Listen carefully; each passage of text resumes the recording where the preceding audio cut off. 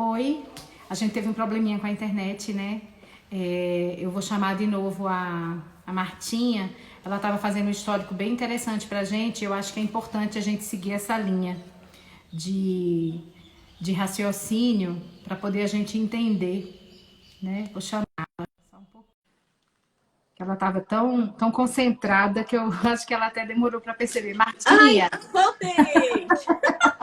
A gente não cai, né? Da internet a Não, gente pois chega. é.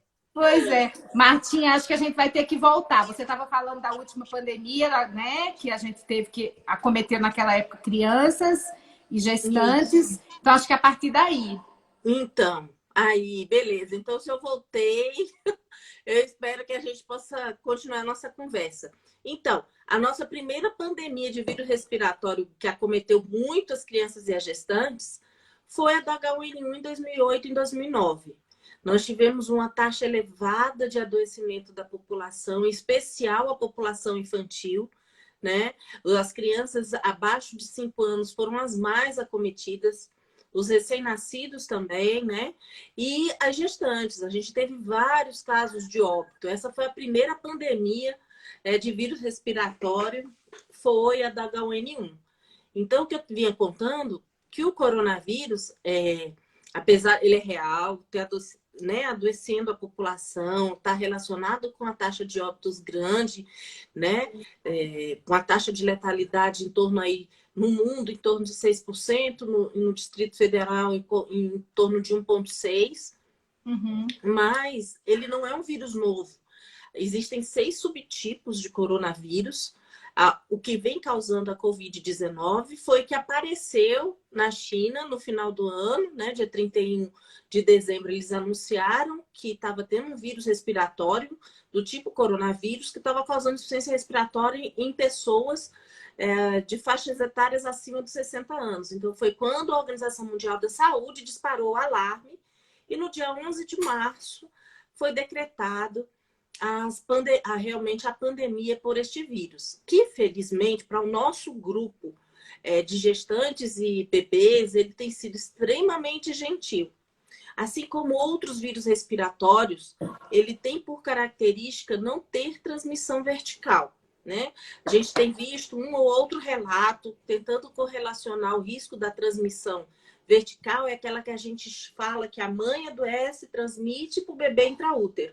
Isso. Felizmente, né, a gente teve uma outra epidemia grave de microcefalia no Brasil, causada por vírus da Zika, que tem essa característica de transmissão vertical. Então, a mãe adoece da infecção durante a gestação, fica doente, a placenta adoece e transmite o vírus para o bebê, causando adoecimento, no caso da Zika, microcefalia. Felizmente, diminuiu o aparecimento de casos novos, mas foi uma epidemia grave. O coronavírus, felizmente, não tem essa característica. A transmissão dele é por gotícula, né? Ou seja, gotícula de saliva, secreção, né? De via aérea, que faz com que o bebê, o recém-nascido, esteja ligeiramente protegido desse adoecimento. E Né? eu acho, Martinha, que é importante pontuar isso, né? Uhum. Porque é importante a gente entender que ainda não tem nenhum relato, nenhuma comprovação de que realmente passa-se o coronavírus da mãe para o bebê. Isso é importante, né? Uhum. Que as pessoas Isso. entendam, né? É. É importante que isso fique claro, né? Porque a transmissão, ela é que a gente chama transmissão horizontal, ou seja, de contato com a mãe adoecida ou qualquer outra pessoa adoece e transmite para o bebê. Né? Os casos em que tivemos relatos em recém-nascidos que deram pesquisa para o coronavírus positivo, até o momento a transmissão tem sido horizontal, ou seja, pessoa a pessoa. Ou ele entrou em contato com algum familiar ou com a própria mãe e adoeceu. Tá? Mas a transmissão transplacentária ou transmissão vertical, ela ainda não está definida. Existe um ou outro relato que faz uma suspeita. Em medicina a gente tem esse hábito, né? A gente nem nunca nem jamais. Pode até Isso. ser que ela aconteça, mas se acontecer de uma forma muito rara. Se a gente pensar que já tem quase 3 milhões de pessoas adoecidas pelo coronavírus no mundo hoje, e a gente tem uma baixíssima incidência, né? Ou seja, relatos de casos em recém-nascidos e em gestantes, tem alguma coisa protegendo esse grupo específico de população, né? Mas isso não exclui os nossos cuidados de prevenção. Então, Isso. em casa, vale ainda os cuidados importantes que temos que ter com qualquer transmissão de vírus respiratório. Então, higienização das mãos, seja lavagem simples com água e sabão, funciona bem, né? Ou com álcool líquido ou álcool gel. Aí algumas pessoas aí me perguntam, qual a diferença do álcool líquido para o álcool gel? A diferença é que o álcool líquido evapora muito rápido. Então, ele não tem poder residual de proteção. E o álcool gel, não. Ele vai ficar preso na sua mão por mais tempo e protege, né? Mantém essa película de proteção por um pouco mais de tempo. Então, a necessidade de repassar o álcool gel diminui em relação ao álcool em líquido. Mas todos os dois têm o poder de matar o vírus. Porque a gente fica preocupado, mas o vírus, ele é um bichinho extremamente... Ele morre fácil, né? Se a gente pensar que ele só tem... compara ele com um agente, que nós temos DNA. Ele só tem RNA e uma película em volta dele de gordura. Então, passou água e sabão, você mata o vírus. Sim. Né? Então, a gente tem que ter o cuidado dessa higienização. Lembrar que agora, como está todo mundo dentro de casa, as pessoas têm pedido muita comida fora, né? Tem feito muito delivery, entrega. Então, também tenha cuidado com a higienização de tudo que for entrar na sua casa. O que os trabalhos têm falado, que o vírus permanece vivo em superfície, variando, né? Se for pensar em papelão, plástico, que a maioria das nossas embalagens ou é papel ou plástico, no papel ele fica em torno de 5 dias e no plástico até 7. Então, se essas embalagens chegam na nossa casa, fazer a higienização. Água e sabão ou álcool, né? Em todas elas, inclusive aquelas que vão para congelador, embalagem de carne, de congelado. Tudo tem que ser higienizado, porque vai proteger você, sua família e, consequentemente, o bebê. Né? Sim. Martinha, e tem muita dúvida, porque as pessoas perguntam assim, e as crianças estão protegidas do Covid? Então, acho que não é bem, a palavra não é bem proteção, né? O que você fala? Então, as nossas crianças, né, desde o dia 13 a 14 de março, elas estão todas dentro de casa, né? Foi considerado pandemia, foi interrompido aqui no Distrito Federal as atividades escolares e elas estão em casa sem ter o contato com outras crianças, em especial, né, só aquelas que estão ali próximas do seu ambiente familiar. Então, elas estão protegidas, entre aspas, né? Elas estão com menos exposição, mas elas podem adoecer, né? Se elas entrarem em contato com o vírus, seja no prédio, seja no contato com a embalagem que não foi adequadamente higienizada, se ela entrar em contato com algum familiar que adoeceu. Felizmente, também, as crianças têm feito manifestações pouco expressivas respiratórias, né? Por exemplo, o H1N1 e o rinovírus, que são bem mais prevalentes na população, da população pediátrica, né? Eles dão manifestação muito maior do que o coronavírus. Mas existem relatos de algumas crianças que, quando acometidas, fazem quadros graves de doenças não respiratórias, né? Como síndrome de alteração, síndrome de Kawasaki, doenças que têm uma resposta imunológica onde o organismo delas interpreta que o seu corpo, né, como agressor, as suas células de defesa começam a agredir o seu corpo. Então, as crianças têm feito manifestações diferentes do adulto, mas felizmente numa proporção muito pequena. Sim. Tá? E aí, veio uma pergunta assim: e se as crianças estiverem assintomáticas, o que a gente precisa ficar atento? Na realidade, assintomática, não tem como a gente saber, né? Uhum. Ela não vai ter tosse, ela não vai ter coriza, né? Ela não vai ter Sim, espirros, ela não vai ter diarreia. Então, não tem muito como você definir qual a criança que está com o vírus ou qual não está, né?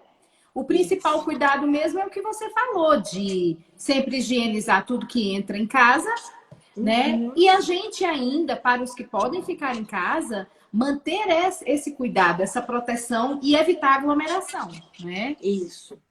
E Esse é o aí principal lembrar, cuidado. ah, não, mas olha, não é fácil, né? Eu tenho uma ferinha aqui de 9 anos que tá para quase morrer de comer e desesperado para sair de casa, né?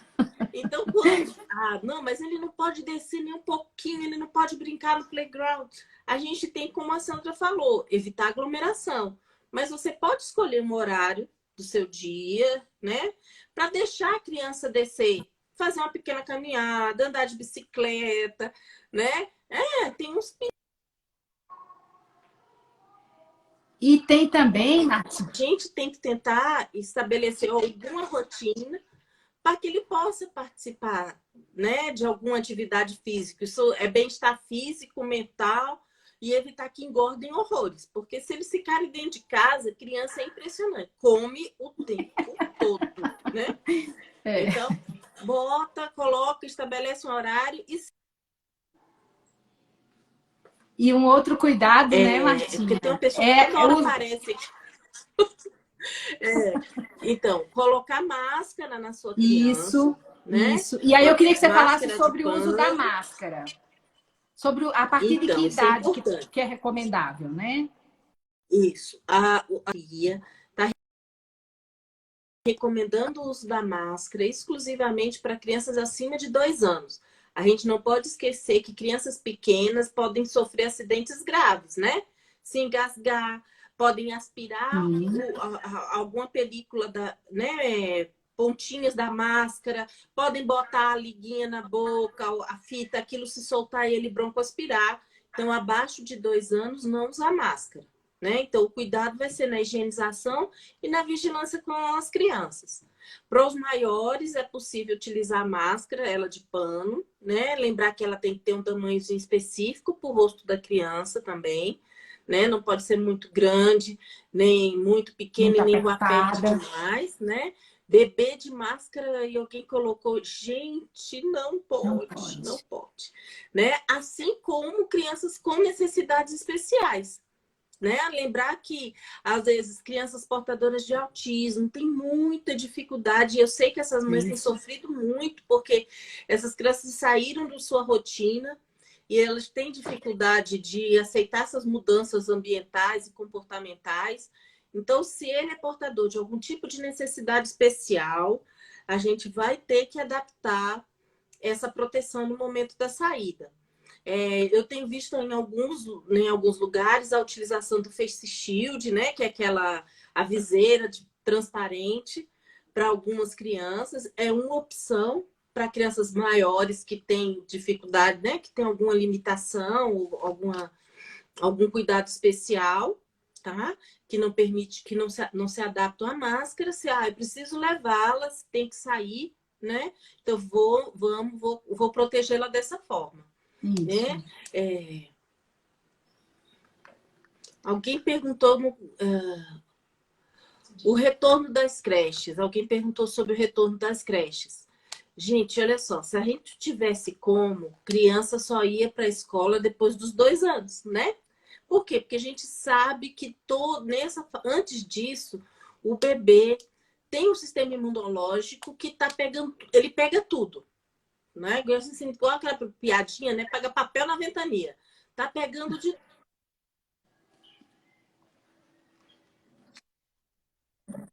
contato.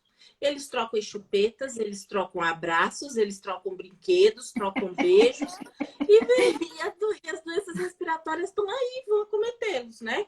Então, por isso que existe uma preocupação grande do retorno para não só os bebês das creches, mas para até as crianças maiores que ainda não têm total consciência desse momento de que você tem que manter um afastamento social, né?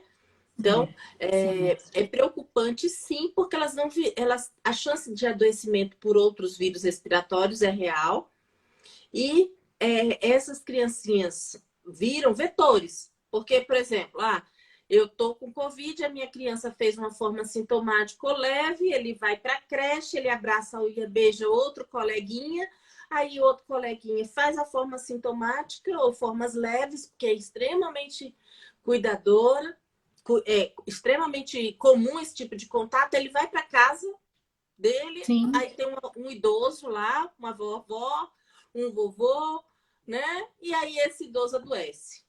Então, por isso que é tão importante o isolamento das crianças. Por isso, porque felizmente eles não fazem formas graves respiratórias, mas eles viram vetores de vírus. E isso é tão interessante que depois que aconteceu a pandemia e a gente tirou as crianças da escola, acabou bronquiolite. Justamente, que é a fase da sazonalidade. A gente tá bem nela, né? Uhum. Começou em março, vai até junho, e praticamente a gente não tem bronquiolite, né? Uhum. Praticamente a gente não tem, né? Então, é bem evidente que isso é muito do convívio, né? Uhum. Então, isso tem acontecido. Então, as crianças não têm adoecido porque elas não estão convivendo entre si. Então, esses vírus respiratórios não têm sido transmitidos. Então, é uma forma de proteção sempre para qualquer quadro infeccioso é o isolamento social. Na hora que você isola as pessoas, diminui a transmissão de qualquer quadro infeccioso. A gente agora está vivendo a pandemia do coronavírus, mas todos os outros vírus também foram no mesmo barco, né? Então, isso aconteceu. A gente não viu bronquiolite acontecer. Aí a gente não vê as infecções por rinovírus, pneumovírus. As pneumonias dessa época inicial aqui, a gente tem muita. Agora vai um outro alerta, né? Que a gente não pode esquecer. Se você está gestante ou ganhou neném até 45 dias, se você tem uma criança com menos de 5 anos ou alguma criança portadora de necessidade especial, a gente não tem vacina para o coronavírus, mas a gente tem vacina para H1N1. Né? Sim, então, a gente tem a vacina para gripe e ela termina na rede pública a vacinação no final desse mês. Então, as crianças, as gestantes e as puérperas estão sendo vacinadas até o final do mês de maio. Provavelmente eles devem prorrogar, porque a gente ainda não teve, apesar de tudo que a gente está vivendo, não teve cobertura vacinal adequada. E aí, o que significa acontecer? Que quando acabar o isolamento social e as pessoas voltarem a circular, a gente não vai ter só coronavírus, não. A gente vai ter H1N1. E o H1N1 pega a criança, né? Pega a criança, pega a gestante. O lactente pequeno sofre muito com ele. Então, quem ainda não vacinou, leve o seu filho pequeno para vacinar. Sim. Se alguém perguntando aqui se é seguro, lava a mão, bota a máscara e leva. Para criança acima de 2 anos, coloca a máscara e leva, porque aí é você pesar riscos e benefícios, né? E os benefícios, eles são bem maiores, né? Martinha, voltando um pouco para a questão do neonato, do recém-nascido, né? E da mãe, surgiu uma pergunta sobre a relação do Covid com o leite materno. E a gente gosta muito de conversar sobre isso, porque lá no Santa Lúcia nós temos o nosso banco de leite, né? Que é o banco de leite, é o primeiro banco de leite de serviço particular do Distrito Federal. Nós temos um banco de leite que abrange uma quantidade muito grande de bebês prematuros que estão lá com a gente na UTI neonatal, que abrange uma quantidade muito grande de mulheres que doam esse leite, mas sempre tem existido a dúvida. eu posso doar o meu leite, existe transmissão do leite materno, do Covid pelo leite materno. Então, eu queria que você conversasse um pouquinho sobre doação de leite nessa fase e a transmissibilidade do Covid através do aleitamento materno. Quais as Então, precauções que olha, se precisa ter, essas coisas. então, de todos os artigos que eu li, só conseguiram isolar o vírus em um artigo. Um caso de uma mulher sabidamente Covid-19 foi isolado o vírus no seu leite. Mas ainda se questiona se não houve o risco de contaminação dessa amostra, tá?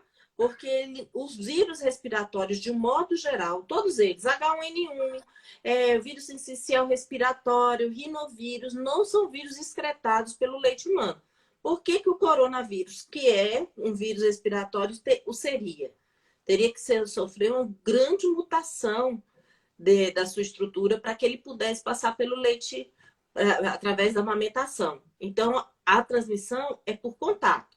Então, se você tem Covid-19, você não sabe ou fez uma forma leve, já está ali terminando, você pode até doar esse leite. Lembre que todo leite que é recebido em qualquer banco de leite, para ser oferecido para qualquer outro recém-nascido, ele sofre o processo de pasteurização. O que é pasteurização? Ele se pega esse leite e ele é aquecido até 64 graus Celsius. A essa temperatura morre-se tudo, do ponto de vista infecto-bacteriano, seja viral ou bactéria. Então, o leite oferecido a partir dos bancos de leite, como o Banco de Leite do Santa Lúcia, os bancos de leite da rede pública do DF, são todos pasteurizados. Então, não existe o risco. Então, eu posso doar, mesmo estando doente, e que aquele meu leite, o processo da pasteurização vai inativar aquele vírus. Então, o seu leite vai estar apto a ser utilizado por qualquer recém-nascido. Eu tô com Covid, eu sou sabidamente doente, eu tô com meu neném em casa, e como é que eu faço para protegê-lo? O ideal, aí a gente vai para o melhor dos mundos, né? Que você tivesse alguém responsável pelo cuidado do bebê. Então, alguém que fosse dar o banho, que fosse trocá-lo, que fosse acalentá-lo, e você servisse só para fornecer o leite. E na hora da mamada, higieniza a mão, bota a máscara e oferece o peito para o bebê.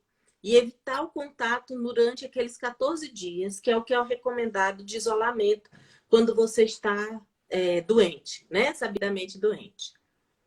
Tá? Mas assim você se protege, não existe contraindicação em nenhum momento da amamentação, até para mãe positiva, né? De amamentar o seu bebê. Pode amamentar, desde que tenha esse cuidado de usar máscara e higienizar bem as mãos, né? Então, não tem quem fique cuidando do bebê para mim. Então, toda vez que eu for cuidar, eu vou higienizar bem direitinho a minha mão. Água, sabão ou álcool gel. Sim. Outra coisa que eu acho importante a gente conversar é porque, assim, tem muita mãe gestante próxima a ter bebê e elas se preocupam muito em como que eu vou fazer na hora que eu for para o hospital. Seja o parto normal, seja o parto cesariana. Como que eu vou fazer para me proteger e proteger meu bebê?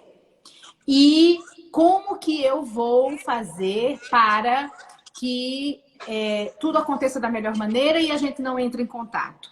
E aí eu acho que a gente precisa conversar, primeiro, de como é a nossa rotina no Santa Lúcia, né, Martinha? E de como está sendo a rotina nas maternidades como um todo do Distrito Federal, no cuidado que a gente vem tendo, né? Justamente para poder fazer essa separação das mulheres que são sintomáticas e que por algum motivo deu positivo, ou que tem um resfriado comum, porque a gente não pode esquecer dos resfriados, que eles continuam existindo, né? Eles continuam existindo e a gente precisa diferenciar bem qual manifestação clínica respiratória que é pelo coronavírus e qual que é pelos outros vírus que nos acometem, né? Então, eu queria que você conversasse um pouquinho sobre esses cuidados da gestante que chega num hospital para ter o seu bebê, né? Lembrando que Na maternidade do Santa Lúcia, no Hospital Santa Lúcia, a gente não tem nenhum caso, a gente ainda não teve nenhum caso, né? A gente está muito tranquilo em relação a isso. Mas, se porventura precisar chegar, tem toda uma estrutura definida, com bastante antecedência já, com protocolos bem definidos, para poder acolher essa família que esteja passando por essa angústia nesse momento, né? Mas a maternidade, o Hospital Santa Lúcia, a maternidade do Hospital Santa Lúcia, até o momento, não se deparou com uma situação de uma gestante positiva, né? Mas a gente precisa entender, enquanto comunidade, enquanto sociedade, quais os cuidados, né, que os hospitais estão tendo. Eu queria que você falasse sobre isso. Então, o Hospital Santa Lúcia ele teve um cuidado muito grande, em especial para separar os locais de acesso dessa gestante. Então, hoje, quando a gestante chega para ganhar neném, ela tem uma entrada diferenciada, que sai um pouco da entrada do pronto-socorro. Ela entra pelo bloco B, para justamente já servir de barreira de contato, para que ela não esteja em contato com aquela pessoa que chegou com um quadro respiratório e precisa ser atendida no pronto-socorro, afinal de contas, lá no hospital geral, né? Então, tem essa entrada, tem um andar definido da maternidade para essa mulher. Todas elas agora, antes da transmissão se transformar em comunitária, né? Toda gestante que chegasse qualquer manifestação gripal, já era colocada máscara cirúrgica, que é uma barreira, né? Hoje, toda gestante, como agora a gente considera que está tendo, a gente está em fase de mitigação, que está em transmissão comunitária, a gente coloca essa gestante, né? Como já ao chegar, ela já é oferecida a máscara cirúrgica para ela. Né?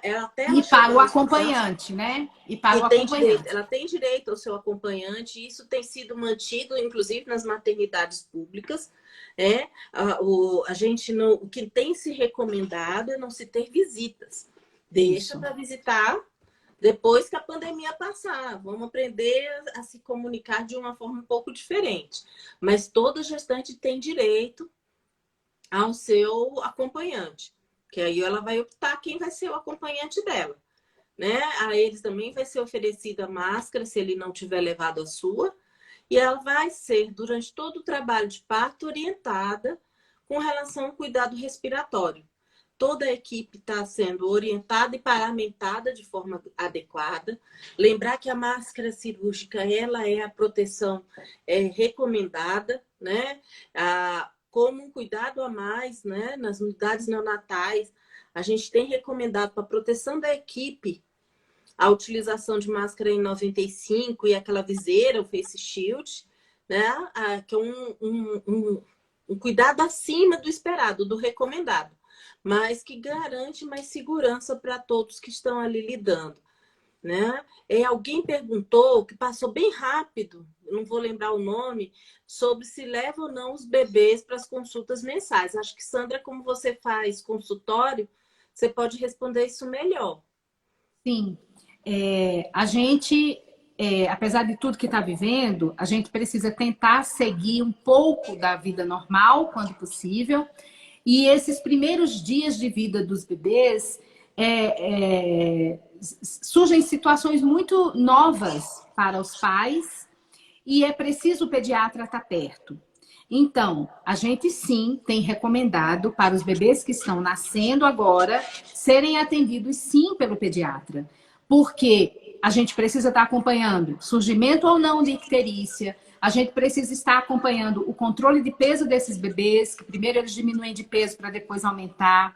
A gente precisa avaliar como que está a questão da pega adequada na mama, se esse bebê está se alimentando adequadamente. Então, é preciso, para os bebês que estão saindo agora das maternidades, eles precisam sim ser avaliados pelos pediatras. Isso a gente não pode deixar de ter esse cuidado maior, porque é uma fase de uma adaptação muito grande desses bebês aqui fora, né? Que eu sempre falo que ele veio do planeta útero e ele veio para o planeta Terra e ele vai ter que se adaptar, né? E a gente vai ter que administrar essas dificuldades iniciais de adaptação. Então, é preciso sim. Agora, também veio uma pergunta, Martinha, que eu acho que é até uma resposta um pouco filosófica, que é assim, como que a gente acha que vai ser a vida desses bebês e das crianças pós-pandemia? O que vai mudar nas nossas vidas? Eu acho que é uma pergunta filosófica e, ao mesmo tempo, de difícil resposta, né? Porque a gente também está na dúvida, mas algumas coisas a gente consegue conversar. O que você acha? Então, olha só que legal, né? Eu estava até lendo um artigo esse final de semana de uma psicóloga francesa, né? Falando como as nossas crianças têm o poder de adaptação. Porque lá ela vinha falando que na França as crianças agora voltaram para as escolas. E por Sim. recomendação do governo, eles fizeram o isolamento das crianças no recreio. Botaram elas em quadrados. Botaram quadrados de 1 por 1 e as crianças brincam sem se tocar, ficam literalmente dentro do seu quadrado, né? E elas são orientadas a não saírem do quadrado, porque elas podem conversar, podem jogar uma bola entre si, mas elas não podem ter contato físico. E ela vinha questionando isso, como isso iria afetar o desenvolvimento psíquico, motor, afetivo dessas crianças. Então, ela disse que as crianças são extremamente adaptativas. Enquanto os professores, os pais estavam sofrendo muito com aquele distanciamento imposto pelo quadrado no chão, as crianças estavam achando aquilo super divertido, né? Porque criança é assim. Eles vão se adaptando à realidade que é imposta a elas, né? Eu tiro, assim, com coisas pequenas dentro de casa. No começo, assim, vocês devem ter tido muita dificuldade com as crianças no ensino à distância, né? Aquela história de que um dia ele ia para a escola todo dia de manhã, de repente a criança começou a ter que estudar em casa pelo computador, e o computador, a relação que ele tinha com o computador era que era um local para brincar, para entrar no Facebook, os maiorzinhos, não entrar no Instagram, né? Eles têm uma capacidade, e eles ficaram muito intrigados. Como assim ficar vendo aula, né? Para eles isso foi muito novo. Na escola dos meus filhos, eles tiveram um período de férias. E hoje eles voltaram para a escola. Para minha surpresa, ele virou ontem para mim, pegou todo o material, separou e disse assim, estou pronto. Mamãe, eu entendi, o mundo mudou e eu vou me adaptar. Hoje de manhã ele botou o uniforme e foi para frente do computador assistir aula. Juro. E aí ele não era o único. Tinham outros colegas na sala de aula também de uniforme. Estavam todos uniformizados. Então, eles se adaptaram. Sim. Se adaptaram. E aí eles já estão assim, mamãe, se não voltar às aulas, eu quero fazer festas com meus amigos à distância. Vão criar lives deles, né? Vão, eles são fantásticos. Mais do que eles, né? Sim. Então, vai ser um mundo diferente? Vai. Mas aí eu não penso que vai ser... eles vão superar essas dificuldades, vão se relacionar e vão continuar sendo felizes, porque a gente corre sempre para ser feliz, né? Então, eles vão arrumar estratégias para isso. E vão se adaptando. Aqui em casa, o meu não vestiu uniforme, não. Mas acordou cedinho, já estava tomando banho e pronto. Pronto. E foi, botou o fone de ouvido, aprendeu e foi-se embora, entendeu? Pois é. Então, assim, realmente as crianças têm essa capacidade de renovação e elas vão contaminando a gente, né? Com essa capacidade de renovação e com essa alegria que só eles têm para nos dar, né? Então, realmente é um novo mundo. A gente ainda tem muitas perguntas que a gente não tem resposta, né? Mas a gente está aí para aprender, né? A gente está aí para aprender. Martinha, eu queria que você falasse uma outra questão que tem batido muito, que é assim, na hora de você escolher para onde você vai para ter o seu bebê. A gente tem ouvido muita gente falar assim, eu vou para um lugar onde tem só maternidade, onde não é um hospital geral, porque eu estou muito mais protegido. Eu queria que você falasse um pouquinho sobre isso. De verdade está protegido só porque não foi para o hospital geral? Então, lembra que assim, um dos principais cuidados que a gente deve ter durante a pandemia do Covid, do coronavírus, que causa o Covid-19, é a aglomeração, né? Então, assim, se você vai para qualquer local onde não existe um direcionamento específico de público para o atendimento da gestante, ela está sendo exposta o mesmo tanto quanto Sim. do que ela estivesse indo ou não para um hospital geral, né? O fato de ir para um local onde, eu vou para tal lugar porque só tem parto lá. Se lá tem um quantitativo elevado de gestantes ganhando neném ao mesmo tempo, você está exposto. Porque É a lembra que ela não vai aglomeração, ser. né? É É a aglomeração. aglomeração. É aglomeração. E detalhe, né? Gestante não vai aglomerar sozinha. Ela vai aglomerar com um acompanhante. É, Você é. pode responder por si. Você está garantido que o seu marido ou sua mãe, seja lá quem você optou, não está com manifestação respiratória gripal, né? Mas você pode ter certeza que todas as demais estão tendo o mesmo cuidado? Às vezes a gente não tem como ter essa resposta com segurança, né? Então, a gente acaba estando exposta do mesmo tanto, né? Em unidade, as melhores unidades foram aquelas que foram desenhadas e preparadas para o atendimento de todos, não só de um público específico. Sim, Né? sim. Foram criando protocolos para a demanda do público X, do público Y, do público Z, né? E nisso o Santa Lúcia ele teve muito todo esse cuidado em elaborar esses protocolos, né? E recepcionar a gestante em particular numa ala específica que só ela vai, né? A gente já tinha um lugar específico da maternidade que é o andar só delas, né? E além disso, depois que tudo isso começou, agora a gente tem uma entrada que é só dela, né? Então, a entrada é só dela, o espaço da maternidade para o alojamento conjunto é só dela, né? O espaço do centro obstétrico é só dela, né? Então, todo esse protocolo de gestão de locais adequados para a necessidade de cada público, esse protocolo foi bem elaborado lá no Santa Lúcia, né? E esse cuidado a gente vem sempre tendo, né, Martinha? Sim, e isso é importante. Isso, sim, se reflete, né?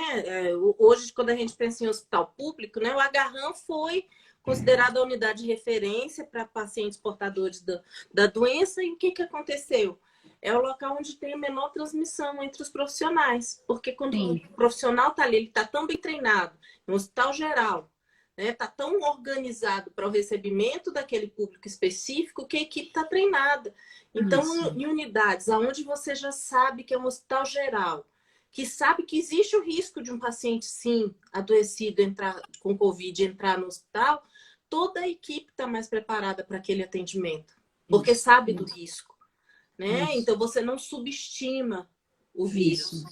Você pensa nele o tempo todo, né? Então, a equipe assistencial está voltada para estar atento ao risco de transmissão. Muito mais em outras unidades onde você acha que não tem risco. E aí é onde a doença acontece. Aí é onde acontece, justamente. Então, assim, quando você está preparado, quando você elabora protocolos e quando você coloca esses protocolos em prática e repete, repete, repete, a gente vai se tornando cada vez mais capacitado para administrar tudo da melhor maneira e tanto proteger o paciente que nos procura, quanto o prestador de serviço, né? E isso a gente vê muito, essa questão de martelar o treinamento dia após dia, né? Vem uma pergunta aqui agora sobre como fica a imunidade desses bebês que estão dentro de casa por tanto tempo. Se ele estiver mamando no peito, tá resolvido. Mas tem uns que não vão poder. Tem uns que não vão conseguir. Se tá mamando e aí? no peito, tá resolvido, né? O que vai acontecer, né? O nosso sistema imunológico, ele só produz realmente anticorpo àqueles vírus ou bactérias que nós somos expostos. Se a gente não está sendo exposto, o sistema imunológico vai ficar de prontidão, mas não vai produzir anticorpo. E aí, quando você voltar a ser exposto, aumenta o risco de adoecimento, sim, né? Porque você vai ter a exposição a um agente que para o seu organismo ele é desconhecido, né? Sim. Então, o que vai acontecer? Garanta a vacinação do que é disponível para o seu bebê, dentro da faixa etária dele adequada, porque você já vai estar fornecendo a ele a proteção que ele precisa para os anos iniciais, né? E quando ele voltar, se ele precisar de uma creche, lembre-se que todas as crianças que lá foram submetidas à mesma condição. Vão chegar mais limpinhas na creche, né? Porque estão sujeitas a medo, porque estiverem em isolamento. Então, a gente vai ter um período de menor adoecimento e depois elas vão voltar a adoecer, né? Mas eu não veja isso como um problema. Veja isso só como apenas uma condição transitória, que vai acontecer agora por conta da necessidade do isolamento. Mas depois o sistema imunológico vai estar inteirinho preparado para proteger o seu bebê. Isso mesmo. Martinha, a conversa com você é sempre maravilhosa. Adoro bater papo. Tudo vai fluindo de uma forma tão leve e ao mesmo tempo tão profunda, tão enriquecida de conhecimento. E essa é você, né? Essa é você que nos ensina sempre. Muito obrigada pelo convite. Eu adorei bater papo. E adorei, sim. Ai, gente, eu tô aprendendo, né? Eu quase não uso Instagram. Adorei os coraçãozinhos subindo. Sim, um monte de coraçãozinho, adorei. Tem muitos corações. São todos para você, meu amor. Então, Martinha, eu te agradeço muito, muito, muito esse compartilhar de conhecimentos. E já que você gostou tanto, eu acho que a gente vai ter que fazer mais vezes, né? Bora, a gente conversa. Para bater papo, eu sou sempre disponível para bater papo. Oh, meu Deus. Então, um beijo grande. Muito, muito obrigada por tanta doação de conhecimento, viu? Que é isso. E a gente tá lá no Santa Lúcia, né? A gente tá lá no Santa Lúcia esperando por todos os bebezinhos. E a gente sempre tá plantando juntas. Com certeza. Vez por outra estamos juntas. E vai ser um prazer receber o seu bebê lá no Hospital Santa Lúcia.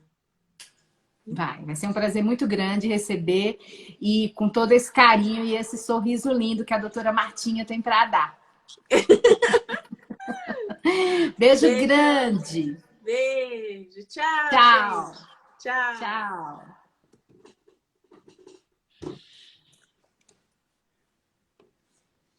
E eu queria falar para vocês da nossa caneca.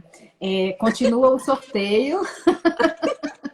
Continua o sorteio, viu, Martinha? Então, eu gostei. Achei massa a caneca. Gostou? Olha como ela é linda. Ó, e tem a nossa logo aqui, ó. Ainda tem a logo da Neo Brasília aqui, tá vendo? Gostei. Então, sempre que você curtir, seguir lá a gente, curtir, indicar 2 amigos, a gente vai ter sorteio. O sorteio vai ser na quarta-feira. E aí a gente vai, pede a foto. Eu já vi que teve uma amiguinha nossa baiana que ganhou da outra vez. E aí a gente vai pegar uma foto e vai fazer a caricatura. Eu achei a caricatura super charmosa. Gostei também. Tá vendo? Vai lá, Martinha, curte. Quem sabe você não consegue a sua. Eu vou curtir agora, que eu quero ver se eu vou garantir a minha. Por favor, eu acho que eu vou ter que dar uma pra você, não tem jeito. Beijo para todas. Gente. Tchau, Vera. Olha, ó, vê a doutora Master aí, ó. Eu não vejo, gente. Eu não vejo as letrinhas, tá? Beijo grande. Beijo, tchau. Tchau.